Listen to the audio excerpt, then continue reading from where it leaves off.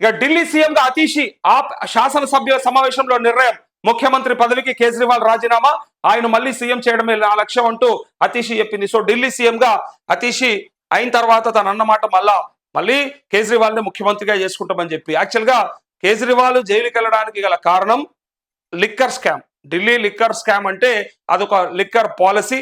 ఆ పాలసీని వాళ్ళకు అనుగుణంగా అంటే కొంతమంది వాళ్ళకు అనుకూలంగా మార్చుకున్నారు అని చెప్పి అందులో మనీష్ సిసోడియా అరెస్ట్ అయింది చూసాం, ఆయన బెయిల్ మీద రిలీజ్ అయింది సంవత్సరం తర్వాత చూసాం. అట్లే కల్వకుంట్ల కవిత ఎమ్మెల్సీ 5 నెలల తర్వాత మళ్ళీ తను కూడా తిహార్ జైలు నుంచి బెయిల్ పైన బయటకు రావడం చూసాం. ఇప్పుడు కేజ్రీవాల్ కూడా బెయిల్ వచ్చింది.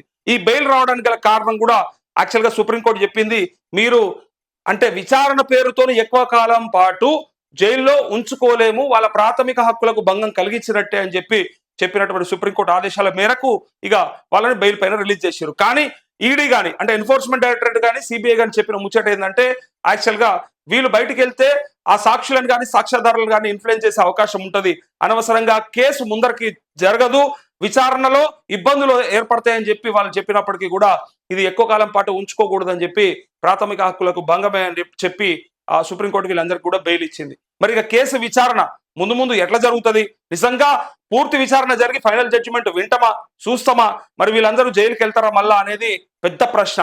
అందుకే ఈ దేశంలో పేదోడికి పెద్దోడికి ఒకే న్యాయం ఉండదు అని మాట్లాడుకుంటారు. అట్లనే 10,000 దొంగతనం చేసినోడికి బరాబర్ శిక్ష పడుతుంది, వాడు జైల్లో ఉంటాడు. వీళ్ళు 4 నెలలు ఏంటంటే ఆరోపణల మీద జైల్లో ఉండొచ్చి ఇప్పుడు చివరికి ఆ కేసు ఏమైనా జరగవచ్చు. హై ప్రొఫైల్ కేసులను పిలుస్తారు, క్రీమ్ పీపుల్ ప్రొఫైల్ కేసులను పిలుస్తారు, వాటిపైన వేరే అర్థాలు ఉంటాయి. సో మరి అలాంటి వాళ్ళకి ప్రత్యేక చట్టాలు ఉంటాయి, ప్రత్యేకంగా బెయిల్స్ ఇస్తారు.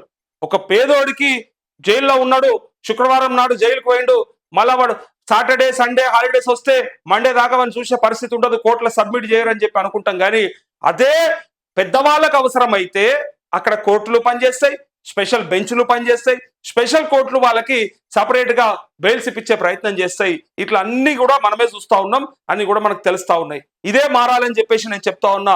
ఎప్పటికైనా సరే ఈ దేశంలో అందరూ సమానమైనది రావాలి, పేదోడికి పెద్దోడికి చట్టాలైనా న్యాయాలైనా ఒకే రకంగా వర్తింపజేయాలని చెప్పేసి కోరుతా ఉన్నాం మనం.